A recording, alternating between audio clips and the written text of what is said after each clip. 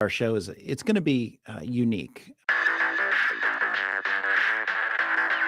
You are what you do. You can say any amount of things that you want to say, but what you do is what everybody sees. People are like, oh, I'm just going to JV it. Like, it's just JV it. Like, what the hell is that mean? I cannot tell you how excited I am to hang out with you guys today, so thank you so much. Well, then that end buyer could come back and say, well, I didn't fully understand that it was subject to. That's not a thing. Like, the SEC has thought of all of these things. They've been here since 1932. And you can do what you want with your property. Buyers have time, they have negotiating power, they have options. Oh my gosh, I am blown away by your inexperience, and they've been in business 20 years. And that includes things other people put on your property, right? It's your property to be okay. Suddenly, Cousin Jimmy's in a lawsuit. A novation is replacing one contract or one obligation with another. Out with the old, in with the new. Yes.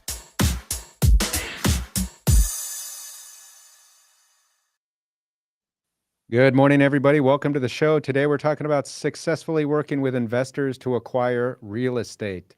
I'm Andy Fowler, and I'm here with Sean St. Clair. If you're new to the show, make sure to like our channel. You can find us on YouTube, Facebook, and you can find us on X. And on each of those, you can find us at the handle @InRem Podcast. That's @InRem Podcast. Also, you can download an audio version of the podcast.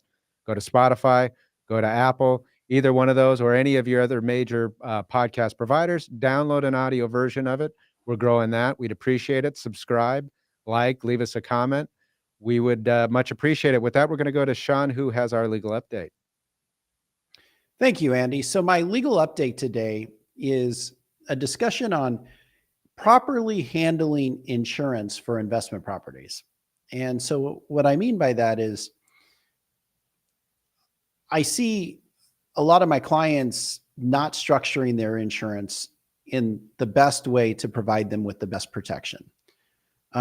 So when you have an investment property and you put it into an LLC, the LLC should be the primary insured. However, that's generally, if you are doing a decent amount of investing, I would not stop there and just say, okay, now I have an insurance policy against this property and I'm all set. No, I see investors spend lots of money, forming LLCs, structuring. Some even go to Wyoming and do Wyoming LLCs for anonymity and things like that. But there's nothing that can be done from an asset protection standpoint that can replace good insurance. And so no matter, what you do as far as use of LLCs and whatnot, your first line of defense is always going to be your insurance. And so what I recommend is if you really are out there investing and, you're building your portfolio, you have a sizable portfolio you want to protect,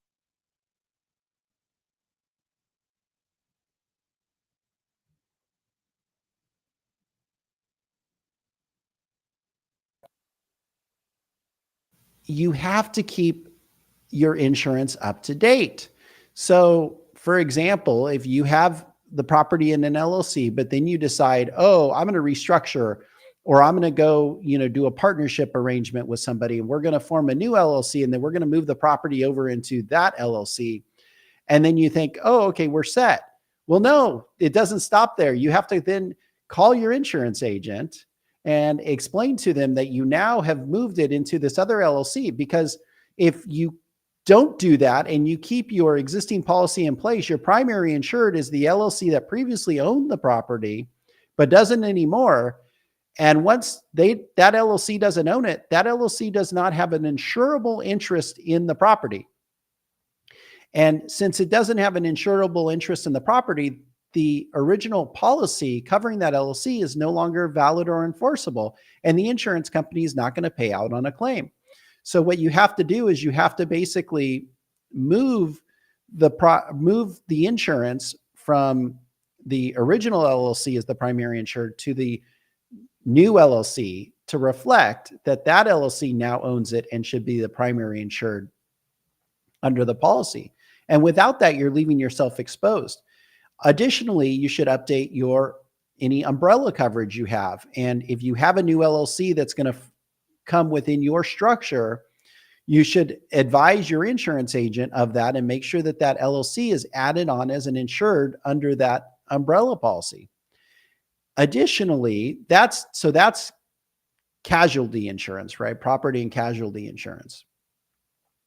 But in addition to that, you should then go and update your title insurance policy. So if you restructure, if you change the owner's name on the property, your original title insurance policy was in the name of the original purchaser. So if you purchased it in an LLC, you purchased it in your name, maybe you needed financing and then you were going to move it over into the LLC,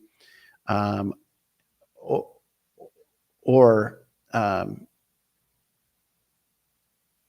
you purchased it in a trust. In that case, you need to make sure that you call your title insurance company and say, okay, I'm restructuring, I'm changing the owner of this policy or of this property. The original policy was in this, original buyer's name. I'm restructuring. Here's who's going to be the new LLC. Can we get the policy updated to reflect that this new LLC is going to be the primary insured under the policy? Sometimes you can, sometimes you can't. And a lot of times it depends on the ownership structure of the new LLC, et cetera. But you still should go and try to update that. If all you're doing is restructuring and the ownership stays the same, sometimes the title company will just add the new LLC as an insured. Other times they're going to have a small fee to do it. But you need to make sure, though, that you make these calls, send these emails, have these communications, because if you just move the property and leave the status quo, let everything remain, you're going to leave yourself exposed and you're not going to have proper protection and insurance out there. So it's very important. Restructuring takes a lot of work, takes a lot of effort. Managing investment properties takes a lot of work and a lot of effort. And that includes contacting professionals and updating them to let them know what's going on with your property. All right, Sean, thank you for the legal update. With that, let's get into some announcements for you, the listener. Every Tuesday, so today at 2 p.m. Arizona time, we have the Creative Finance Collective. What is that, you ask? That is a opportunity for you to hear professionals in the space of creative finance, and by professionals, I mean attorneys, in that space, discuss creative finance, discuss what they're seeing in different jurisdictions, how different laws are being applied to the area of creative finance, what we're seeing works or problems that we're seeing with clients. And we have a discussion. We talk about those issues, but we make ourselves available and captive to you, the listener, for an entire hour. So if you've got questions, this is the time to participate, ask those questions, and we will do what we can to help you and give you our perspective with regard to creative finance, the benefits, the risks, everything about it that we see from the perspective of it as an attorney. So if you have those questions, make sure to be on. We'll be on there as long as we're receiving questions in up to an hour. So join us 2 p.m. Arizona time every Tuesday. Also, if you have questions today for us or our guests, make sure to post those in the chat. We'll get to those in the final 15 minutes of the episode. You don't need to wait till then to ask those questions. You can post them in the chat as you're listening, as you're thinking about the question, usually the best way to go about doing that. All right, so today's show, we wanted to talk about working with investors and how to successfully work with investors to acquire real estate, whether you're an investor trying to work with other investors or some other relationship. That's our topic today that we wanted to discuss. And with us to discuss that is Jared Vidales. Jared, thanks so much for being with us. Nice to be here, guys. Just want to say thank you so much. You guys do so much for the real estate community. Anybody who does not use Fowler St. Clair on all their real estate legal, highly advise you get in touch with them, and they've strengthened our business tremendously. So glad to be here. Well, thank you so much, Jared. We really appreciate your vote of confidence, and we appreciate you being on with us today. So tell our listeners a little bit about yourself. We know you're a real estate investor. You're in the real estate space. Tell us about what you're doing and how you got into doing it. Yeah, absolutely. So so basically it's me and my partner, Danielle. She's the brains of the operation. I say that every single time, and I do truly mean it. She started in real estate back in 2012, 2013. Worked operations for a out of country private equity firm. Came here to buy real estate, single family homes at the courthouse auctions. She ran everything from soup to nuts for this firm, from buying 20, 30 homes at the courthouse to managing the construction, the finance, the back end admin, selling homes to out of country investors, property management. So when we got together, probably 2 or 3 years later, I literally, like I said, learned everything from her. So I started probably about 10 years ago, got into real estate. I'm originally from California, but I knew I always wanted to get into real estate investing. I kind of have like this investor brain, but everything out there just really didn't appeal to me except for real estate, because it's the only financial asset out there that you can, with a little bit of creativity and negotiations, buy below its intrinsic value and get a head start from day one. So that's what was really attractive to me, is buying financial assets that you could get for a discount, and then through operations and a little bit of elbow grease, come out and make a profit. So fast forward to today. We used to run a big team. Now it's a small, highly focused team. Only do single family residential deals here in Arizona. Probably flipped 500, 600 homes in the last 10 years. Our portfolio is probably consists of, last time I checked, 65 homes that me and my partner own. And then we also do brand new construction. So build for rent and build for sale, brand new communities where we're going out, sourcing the dirt, doing the zoning, bringing it through entitlements, land development, vertical construction, everything from A to Z on the construction side. On top of that, we still do a lot of wholesale deals, because that's what I really love to do. And then a lot of creative finance. So when I really talk to people and tell them about like what we do, it's everything residential investment. We're like the exit strategy. We're very agnostic. We really take every single deal, look at it, study it, and say, what is the highest and best use for this asset? And then we let that asset do its thing. So it was a lot, but everything residential investment. So, given kind of the strategies or some of the experience that you laid out there, that gives you a lot of flexibility, given where any one market might be moving at a different time. And of course, we go through cycles. In our current real estate cycle now, is there a particular strategy that's taken up kind of the bulk of your focus? Yeah, absolutely. And I like that you mentioned that, because it was always hard for me to wrap my head around private equity shops who had one strategy. And I follow a lot of these operators and sponsors on Twitter, and they've been pencils down for the last 2.5 years. Granted, you go raise capital for a specific strategy. But for us, exit agnostic, right? So yeah, I think it's very important to understand macro as well as market level economics and trends. What we're seeing out here in Arizona today, we're still very heavily undersupplied. The builders are picking up again. So we do see some new construction supply coming down the pipeline, but for the medium term, it's a lot. There's just not a whole lot of action, right? Because sellers don't want to sell because they have a great rate. Buyers, they really want to buy, but they don't want to go take on a 7.25% interest rate. So we're kind of at this stalemate where sellers, nobody's able to close the gap, right? So very slow transaction volume here in Arizona. And when I think low transaction volume, I think, okay, well, if I can't go and buy deep, let's pivot and let's give these sellers what they want as far as a price. But part of that price is, I want your financing, right? Because like I said, we were in a market where borrowers were getting 2.5% to 3.5% mortgages. Now that's flipped. Now we're at a 7%, but nothing's transacting, right? So if we could give them what they want as far as a price, but a contingency to that price is, we want your mortgage, And if you have some equity, let's structure your equity and talk about that. But we've been really successful closing that gap by implementing some sort of seller or creative type of financing. So we're talking about today kind of ways that you can strategize and work with investors to acquire real estate. Now, getting into that, we kind of wanted to approach and break down the different ways to approach the acquisition of real estate. And there's a variety of different ones, from the traditional work with an agent and so on and so forth.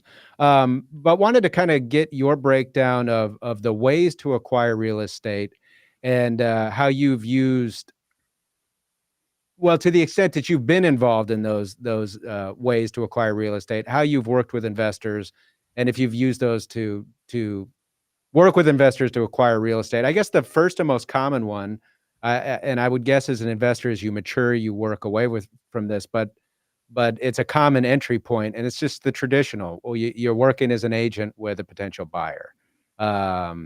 And I don't know what levels or what opportunities there are for finding investors in the space. Obviously, you run into them by accident sometimes, either by accident or intention. Are there ways or strategies that you've used in traditional just work with an agent? Yeah, I would say so. Are you a licensed agent? I am not. I'm not allowed to get my license. It's not a legal issue. It's just, we do very oddball structures that not a lot of people understand, and it's just the best for the company I don't get my license. I know. So there are ways of that you like to network with agents in order to Oh, absolutely. find, investors, so on and so forth. Yeah, absolutely. So, I mean, we work with agents all the time. I don't have to be an agent to work with a licensed agent. Yeah, it really just depends, right? Like we get agents all the time just because they understand our track record and our ability to close. So they come to us and say, "Hey, Jared, this has been sitting on the market for X number of days. Seller needs out. What can you do?" And they understand how we work them in as far as a commission split legally. I mean, my wife is licensed, so we could work out commission splits that way. But a lot of agents come to us in very unique situations. It might not just be the home's been sitting for 150 days. It might be, hey, there's a divorce situation. Party A wants to sell, party B does not. Of course, there's a lot more we got to unpack with if we're able to do the deal. But a lot of people come to us with unique situations that they just don't understand outside of the realm of traditional real estate. And with the help of folks like you guys help us, kind of navigate some of those issues, the legal issues. But yeah, hairy deals, just easy deals, just need out, whatever it is. Could be upside down properties, but maybe they have a good loan and they can't sell it on the open market, but they know we'll take it with the loan. And then whatever way they come to us, we of course structure commissions through our agent partners and get them paid. But, I think it's a very underrated acquisition strategy because, a lot of folks are trained to go out, not work with agents because agents only sell retail. But you just got to go out there and develop a great reputation, and then they'll start coming to you with the unique opportunities. Well, and that's just it. I think a lot of people view a property on the MLS as, I'm not going to find a deal. But if that property has been sitting there a while and that listing's about to expire, that agent is trying to figure out a way to unload it. And all of a sudden, creative, transaction structuring becomes, more of a realistic opportunity. So are you guys actively looking to, or when your agents come to you, are you looking generally to pick it up using some type of creative, financing structure subject to that type of thing? Yeah, absolutely. I think, kind of what Andy was saying as far as, the macro environment, not a lot of sellers are excited to take, a 25% haircut on their property. So part of our strategy on the MLS, it's kind of a two-pronged approach. We give our normal cash offers to the properties that look distressed. But then simultaneously, we offer full retail, but with a creative financing structure on the assets that we love, right? Great product, great location, stuff that if we get into on a creative type of structure, we would love to hold on to it for 10 or 15 years. But yeah, it's a numbers game at the end of the day as well. I think we're positioned very uniquely where we use a lot of technology in our business. So we have essentially any property that gets listed that day automatically gets an offer, runs a ratio depending on the asset, or for like a cash offer, or if it falls within our box on something we want to hold, a creative financing type of structure. But that all happens automatically. Listing comes in, understands what it is, automatically generates a PDF offer, stamps my signatures, boom, sends out. So virtually any property on the MLS, if it goes on the MLS, it gets an offer from us, either cash or seller financing. I mean, it would take 6 in-house acquisition guys handwriting MLS offers to do the same amount of volume we do in a fraction of a second. So that's a competitive advantage that we have, and I think we get a lot of deals that way, but a lot of angry agents as well. Well, no, that's impressive. What about, and I see these things on social media, from people that are reputable and that I would trust. But it seems like short sales are making a comeback right now. Have you guys done anything with short sales? Like, will you go in and say, hey, we'll give you a cash offer. Here's what we can do. And of course it's at a discount, hoping the bank approves it. Are you guys jumping into that arena at all? Not for on market properties, because it's, you got to convince the agent, and the agents might not understand it, or it may be too long for a commission check to go that route. But stuff that we get off market, right? I mean, we're seeing a lot of upside down properties where primarily on the outskirts, Maricopa, Buckeye, Casa Grande, stuff like that were bought, early 2022, that are now upside down. We're seeing, we're not doing a whole lot, but, my colleague, Matt Potter, his business is absolutely on fire right now with the short sales, and he's a nationwide short sale expert agent. But for us, it's not, if we come across the opportunity, of course, we'll push it through, but it's, I lean on Matt Potter to kind of understand, okay, Matt, I got this deal.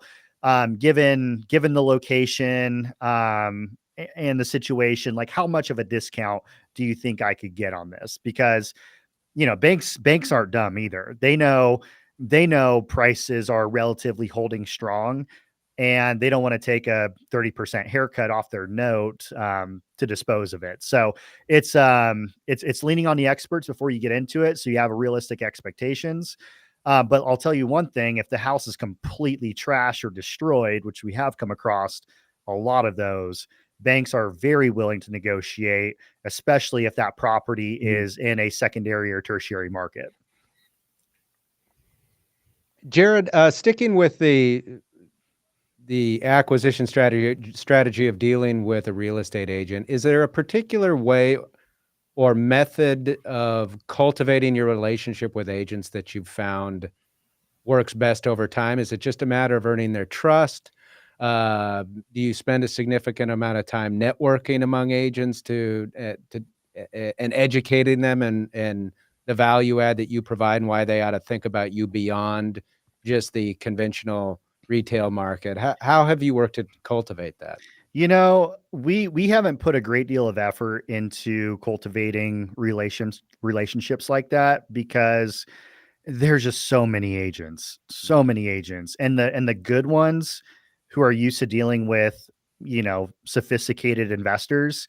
Those sophisticated investors already have their foot in the door, and to kind of convince them, sway them to go our direction, it takes it really does take a whole lot of work.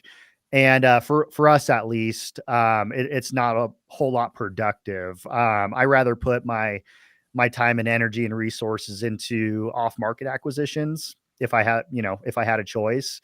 But outside of that, it's really, I mean, agents talk. You can't be the guy who goes in, gets a contract accepted, and in the back of your mind, you're going to go retrade them 20 or 30 grand, and try to beat them up. So you gotta have ethical business practices. And I think if the agent has a great experience, then, I think that's going to carry over into other agents within their brokerage, but that's the extent of our outreach. So it sounds like it's all about, on the deals that you do get, make sure you kill it and treat them well. Not kill it dead, but yeah, In a good way. Do a good job. Yeah. Yeah. Do not kill the relationship. That never works. So let's move another strategy, not involving the agent, but direct from seller homeowner. So dealing directly with that. What kind of strategies do you utilize or work with investors in any of that, or do you do any direct seller to homeowner? Yeah, we do direct to seller deals quite often. We used to have that used to be 99% of our deal flow. We had the full shop, 4 or 5 in-house acquisition guys, $75,000 a month marketing budgets, stuff like that. But we pulled away from that once, the interest rate hikes started coming into play, because there was, the psychology in the marketplace at the time, again, going back to the macro environment, was sellers, still thought their home was worth this much, but, investors are pricing in risk because we have no idea where these interest rates are going to go. More or less, the retail market is at a complete standstill. So for us to spend that money and put that much type of resources into off market, it wasn't a productive investment for us. So we kind of pulled back, worked our existing pipelines.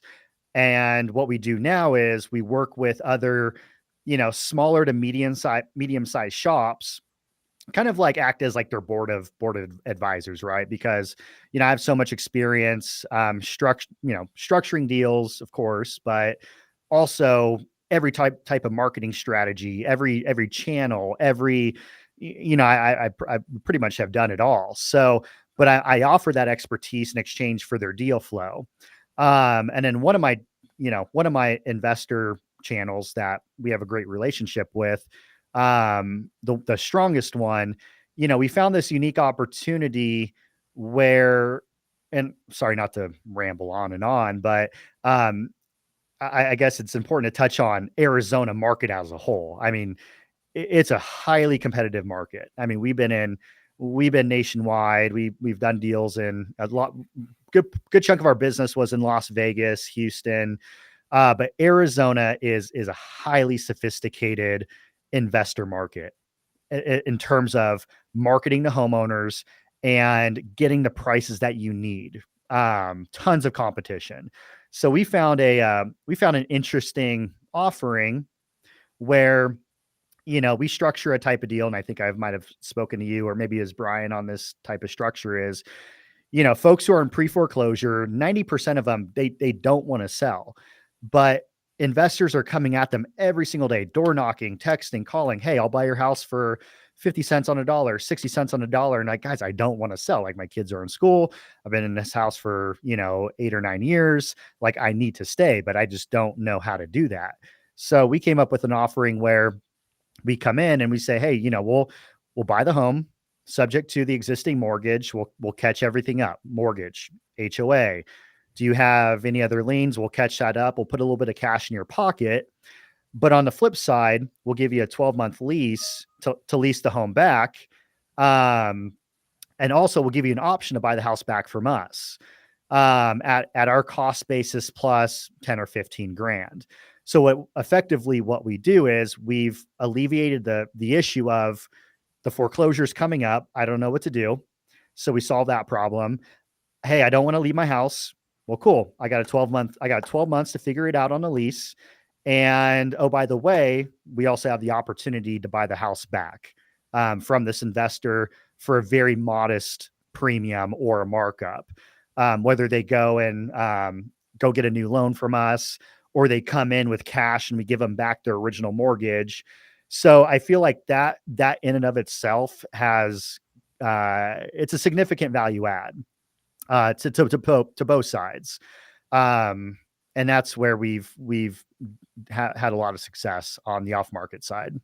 Of course, a lot of legalities, a lot of paperwork. You really got to set the expectations up front with the homeowner on what happens if any of these, what happens if this happens, what happens if that happens, right? Clear communication. You're not a lender. You're none of this. You're a seller. I'm a buyer. Here's the deal. Check all the boxes. So yeah, you got to know what you're doing on those ones too. Now that's a strategy used with distressed properties, trustee sales or pending foreclosures. In pending foreclosures or distressed properties generally, I know that kind of in going through your background, you had a good bit of time spent there. Are there other areas you like to focus on in dealing with investors when you talk about distressed properties, in addition to what you were just talking about? I mean, I could talk for 24 hours on that subject. Are you talking in terms of like, where is the best off market opportunity today in our experience? Sure. I would say what I just mentioned is the best. We also, through our other investor networks as well, probate situations or properties where, the owners of record or on title are deceased. Their descendants are kind of unsure like what to do. 90% of the time there's a mortgage on the property, and 99% of the time there's a mortgage foreclosure action on the property as well. So it creates like that type of dynamic creates a lot of uncertainty because you're on the clock and these heirs don't really know what to do. So working with those heirs, bringing them through, whatever type of probate strategy you want to put them through in exchange for, I'll pay you X for the property. And a lot of our investor, people who brings us deals that just do that. I mean, I've been in the business, not a long time, 10, 11 years. Those are the most lucrative deals I've ever seen in my life. Probate situations with pending mortgage foreclosures and bringing the heirs through the probate case and giving them a net to them price once probate's clear. And then they buy the property or wholesale the property. The investor does. Talk to us about wholesaling. We like to talk a lot about that topic on the show, only because of the legal issues, and a lot of states like to bring and have brought on regulation with regard to wholesaling. But it's been a popular strategy. How have you utilized working with investors, and are you currently, do market conditions allow currently kind of an active participation in the wholesale market? Yeah. I mean, so again, being in Arizona, the market is extremely competitive. So it's kind of a double-edged sword. From my perspective, it's really difficult to get those traditional, really cheap cash deals where you bought at a discount. But when you do get them, it's sold in a second at an extremely high price. So I always get kind of confused on why people go to, they want to go to a less competitive market. Of course, yeah, it's not competitive. It's easier to get deals, but when you do get a deal, who are you going to sell that property to? Wholesale that property to. So, I mean, I think in Arizona, as long as, we stay, economic wise and job wise and growth wise, as long as we stay at that type of caliber, anybody who gets an amazing deal in Arizona, you could sell that deal in 5 seconds, no problem. but again, like I said, it's highly competitive and really difficult to get those types of deals, which is why we kind of play in the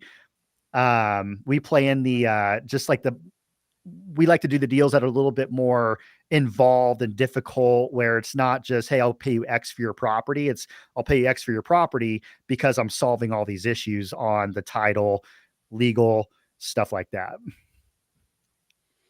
All right, and then another big category that probably the newbie investor isn't quite yet getting involved with, but one that you've no doubt done and probably continue to do is the joint venture. You know, working with other investors on, you know, maybe a development or a bigger project. Are you seeing those deals get done right now? And what are some of the strategies you like to employ to work with investors to do, you know, joint partnerships or joint ventures? No, that's a great question. You know, we've never done a joint venture. I don't want to say never. The only people we like to do joint ventures with are private lenders. So they come in, supply the capital, and then we chop it up however we choose to chop it up. And then it's easy, right? Because we know who they are. We know they have money, but really they're passive. You know, they're passive. They're not going to get in your hair. There's not going to be a whole lot of disagreements because they trust you as an operator because you're in the market every single day.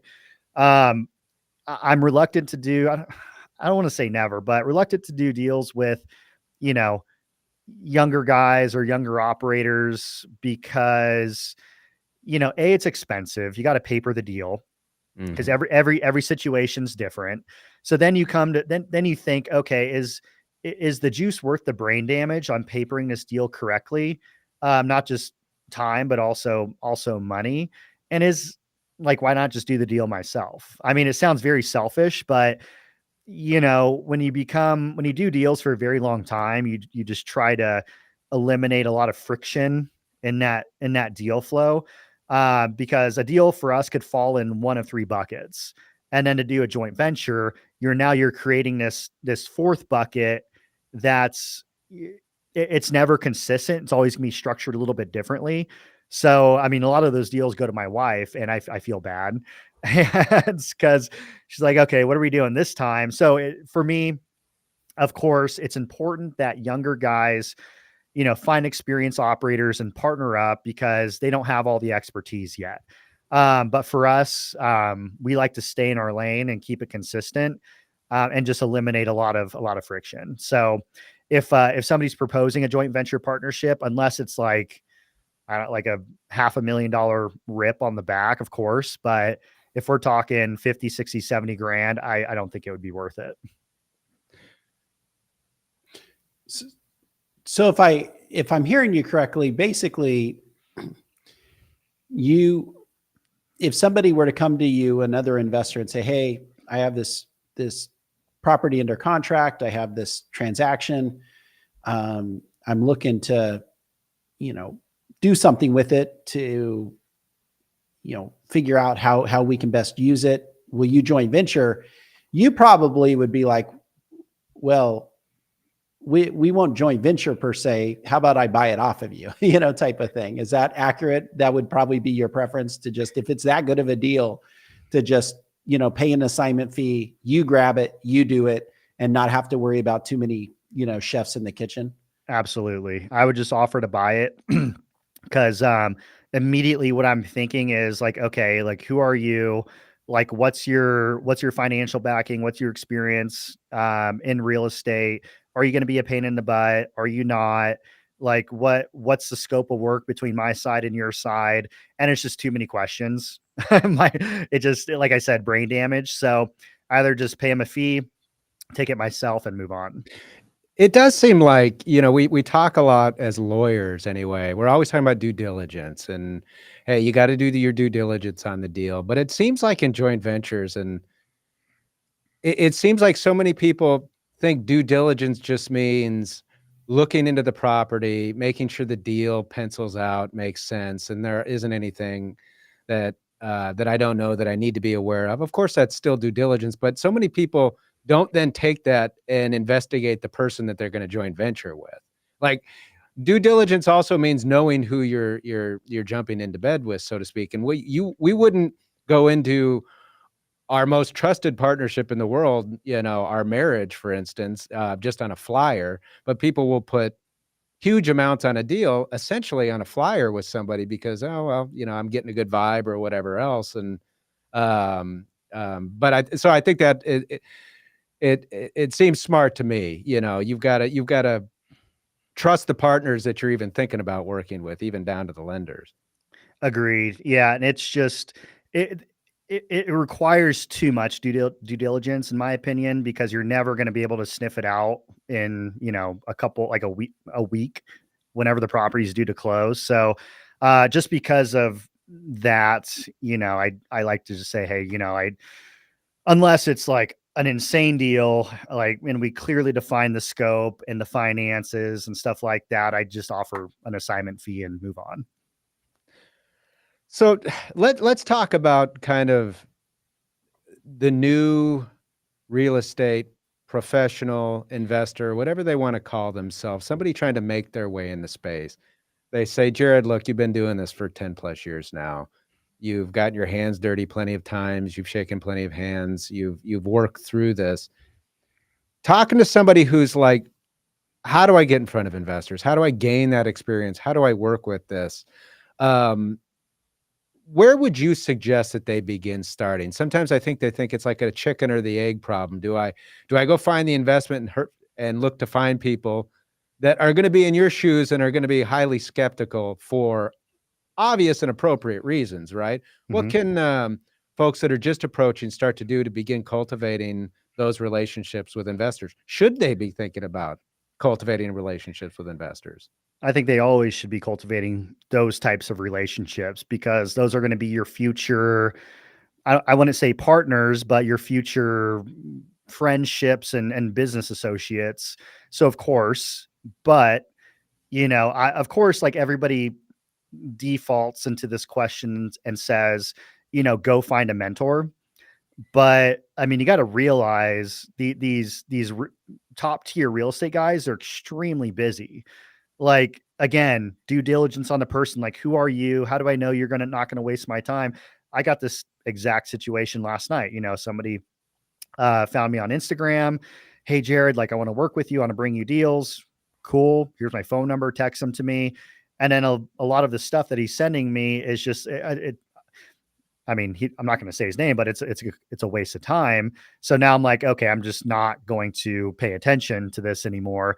So anybody who's brand new out there, of course, go to the RIAs, go to the local real estate meetups and shake the hands and understand, like, okay, like he does this and he does that, and taking mental notes. But I wouldn't go approach them and say, hey, can you teach me what you do?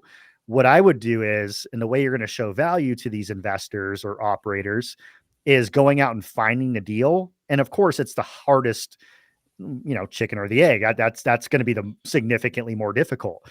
But if you bring an investor a good deal, they're going to take your phone calls always because they don't know what you got, and they're going to give you the time of day, and they're going to coach you.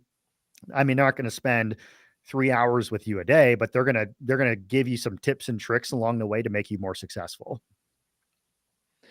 I like that. So, I mean, and the one thing, the benefit that provides is it shows an experienced real estate investor in real time that this is somebody who can go bird dog a deal, right? They can go find it, but maybe with no training, maybe they have an intrinsic skill to just sniff out good deals and bring it, which is, I have to think in your industry, a significant value add, right? Oh, absolutely. I mean, me going out and building these 10, 20, $30 million development projects. I'm not doing this myself. I'm doing this with my mentor who has all the experience, and kind of the path of getting him to know me and trust me was, he gave me some things to go do, and I'd bring it back and be like, okay, like this kid is obviously, he's a hustler. He's smart. He took the time to learn. He took what I said and actually applied it. And over time, of course, we've developed this relationship.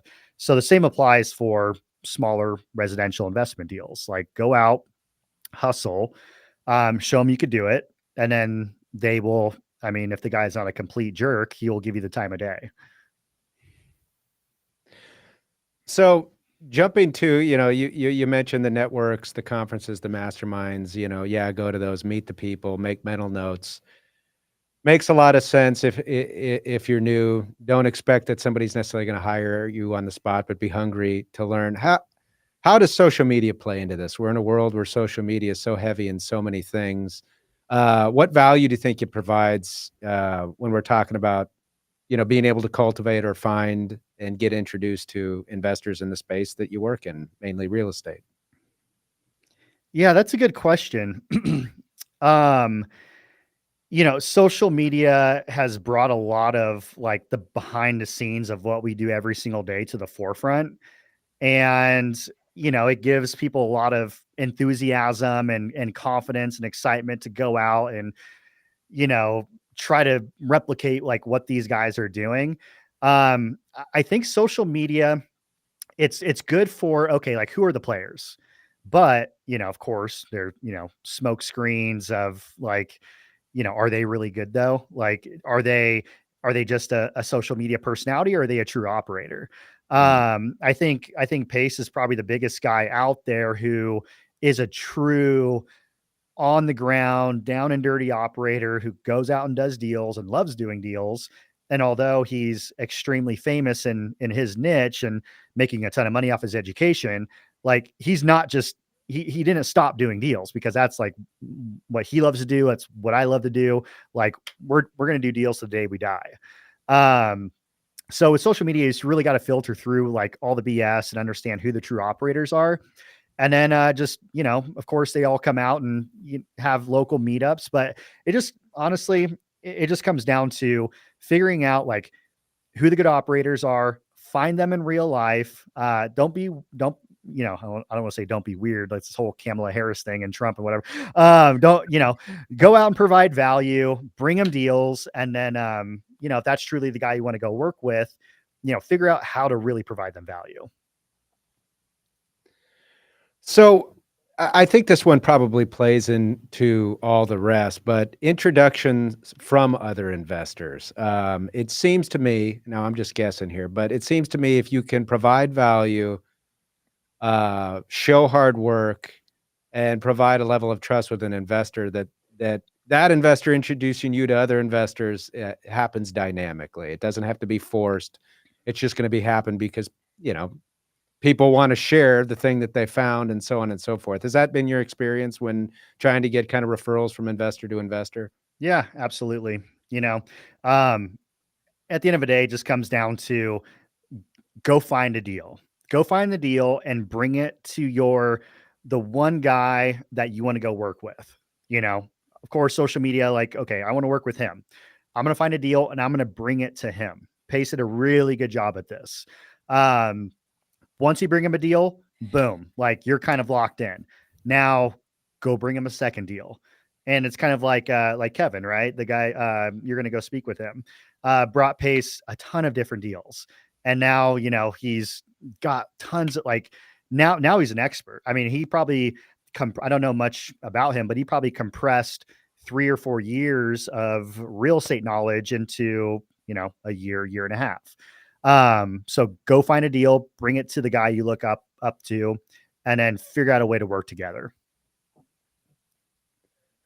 When you're working with or thinking now, I want you to kind of do the mental exercise now of jump now to your experience level now. You're in the space, you spend some time on social media, you've spent some time in networking groups, you've done enough deals to be in touch with a lot of people, or at a minimum, know of certain players in the space that you would like to work with but haven't worked with yet. Have you developed ways or thought through ways to try to make a connection to that next level or that next person that you've seen, you admire, you want to get there? Have you thought through that or done that in the past, or has it just been the same as if you were new? If I want to get to that person, I need to go find the deal and bring it to them. Yeah, that's a really good question. So back in 2020, when I developed my, the relationship between me and my development partner.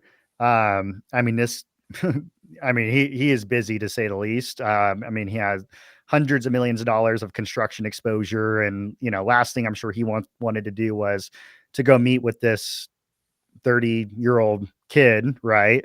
But I knew I wanted to figure out a way to work together. So exactly like you said, found, got an introduction from one of my buddies who knew him very well. I think, knew him very well. And, he said, no, there's no way he's going to meet with you. I kept bugging him. I'm like, dude, just set something up, whatever. Come on. It's just coffee, lunch, dinner, happy hour. Like, I'll be there, on me, make it quick. That's what we did. And he kind of, interviewed me. And like I just mentioned, he gave me some things to do, some things to research. And it also just so happened I had a deal in my pipeline, a multifamily parcel in Mesa, that I'm like, you know what? I got this deal too. He's like, well, shoot, if you want to do it, it'd be a great starter project. It's a 16 townhome deal. It's actually finishing in 2 weeks. Yeah, well, we could do that. Here's the agreement. This is how we'll do it. And if you want to go, let's go. But I want you to be my off-market acquisition channel because I understand your business. You understand the game. Pivot some of your resources away from SFR and go find great parcels of land. And it'll supply his pipeline if I don't want it. If we want to build it together, we have an agreement exactly for that. So that's just how it kind of went down for me to find a very high level guy at my experience level. Well, Jared, this has been awesome information. We really appreciate having you. Tell our listeners how they can find and connect with you. Instagram is going to be the easiest. It's Jared Vidales, just first and last name. Twitter, which is my favorite. Same handle, Jared Vidales. Don't post much on Twitter as much as I want to, but any of those two channels. Well, it's been awesome having you. We really appreciate it. Let's do it again sometime soon. Absolutely. I appreciate you guys. Yeah. Thanks, Jared. All right. With that, everybody, thanks for joining us. Make sure to join us today at 2 p.m. for the collective, and we'll see you next week for next week's show. Have a good day, everyone.